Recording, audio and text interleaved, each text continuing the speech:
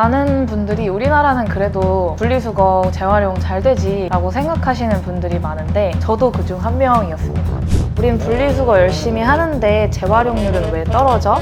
그런데 사실 다 완벽하게 분류할 수는 없습니다. 그래서 아직도 그런 건강에 안 좋은 방법이 2023년까지도 쓰이고 있습니다. 안녕하세요. 재활용 공장을 돕는 기술을 만드는 리플라 대표 서동은입니다.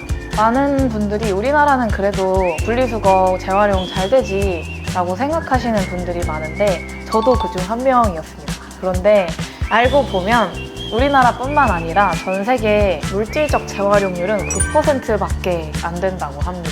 그래서 제가 공장 사장님들을 만나 뵈면서 얻게 되었던 충격적인 정보들 이런 것들을 좀 오늘 말씀드리려고 합니다. 분리수거 얘기에 앞서서 재활용 산업의 구조적인 문제점을 먼저 말씀을 드리고 넘어가겠습니다. 재활용에는 세 가지 기술적인 방법이 있어요. 첫 번째는 플라스틱이 그래도 태우면 열량이 좀 나오거든요. 그래서 태웠을 때 나오는 에너지를 회수하는 열적 재활용이 하나가 있고요. 두 번째로는 화학적 재활용이 있어요. 최근에도 많이 각광을 받았었는데 화학적 재활용은 예를 들어서 이걸 화학적으로 플라스틱을 결합을 깼을 때 쓸만한 중간체가 있으면 그거를 회수를 할 수 있는 방식입니다.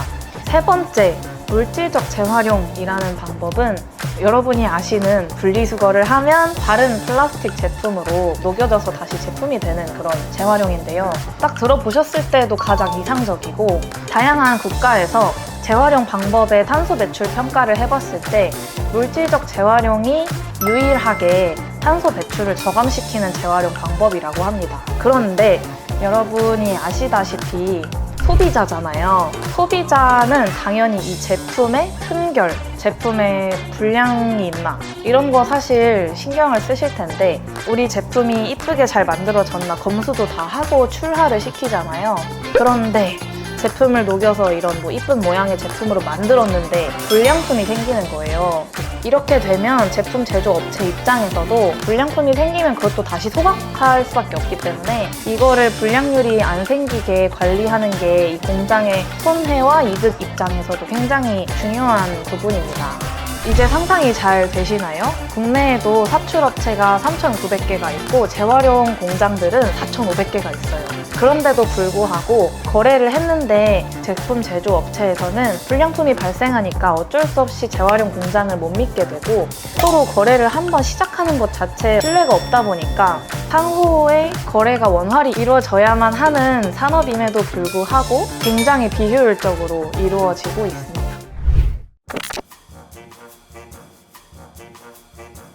아까 말씀드렸던 것처럼 우린 분리수거 열심히 하는데 재활용률은 왜 떨어져? 하는 의문이 드셨던 부분에 대해 더 설명을 드려볼게요.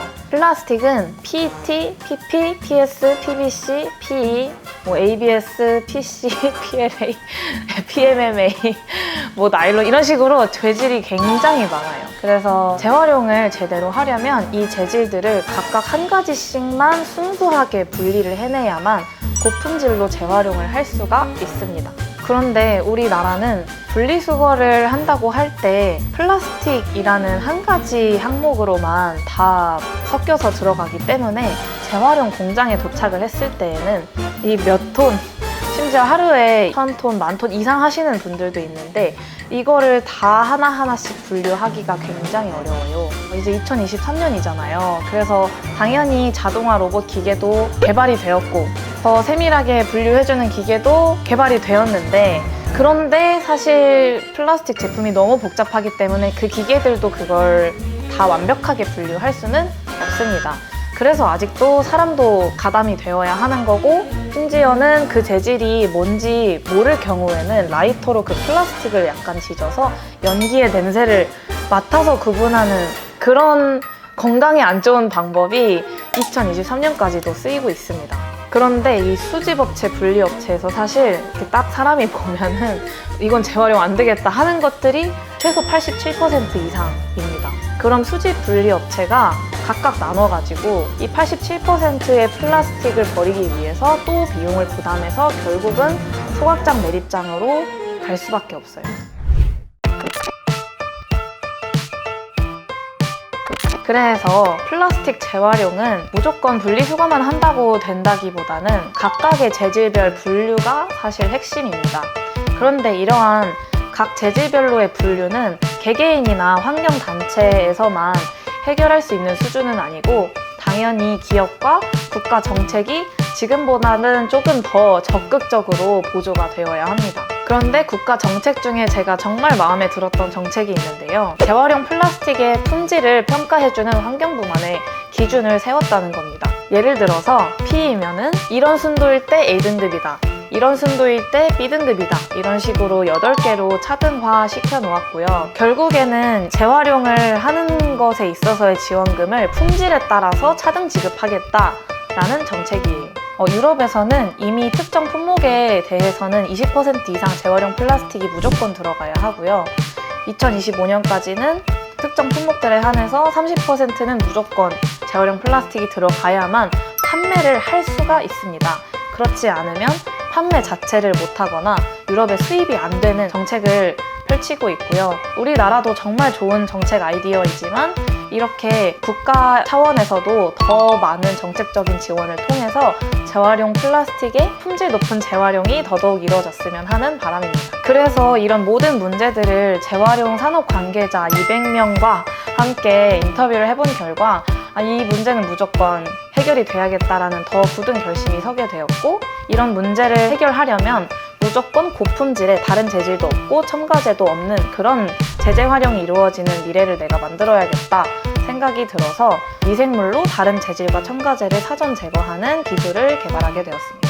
저희 미생물 솔루션은 저희가 분해를 할 때 달라붙는 그런 물질이 있는데 그 물질이 ppm은 잘 달라붙지 않고요. 그래서 다른 재질들만 선택적으로 분해가 됩니다. 재활용 공장 입장에서는 2%의 이 골머리 앓던 다른 재질들을 이 미생물을 통해서 제거를 할 수가 있고요. 분해가 되면 물과 이산화탄소로 무기물화가 됩니다.